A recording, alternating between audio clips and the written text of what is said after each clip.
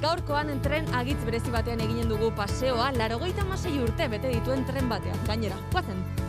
Azkeneko hilabeteak arrabak izan dira munduko leku haunitzetan eta hemen Laruniko trenean zer moduz pasa dituzuen? Uztailan aski konten gira, zenta egin dugu ala ere joan den urteko kasiber xifrea. Naiz eta guk jende gutiago hartzen ditugun COVID hori begira. Produkteriak eta dena berdin mantendu dugu, pentsatzen dut esplikazio bakarra dela aurten denbora ederragoak egin dituela joan den urtean baino. Eta jendeak nahizuela absolutuki etxetik ateratu bakantzetara joan, eta orduan jendea hainitz zurbildu dela unat. Hainbertze jende etortzeko onat Laruneko trenera, ze berezitasun du tren honek? Lehen gauza da paisaia. Gero bigarrena da tren hau zaharra dela, eta hortako ere jendeak biziki maite du. Naiz eta batzuetan ez den bistarik lajunt apatua den jendeak nahi du ala ere igo hartzeko benetan tren hori zaharra den tren hori.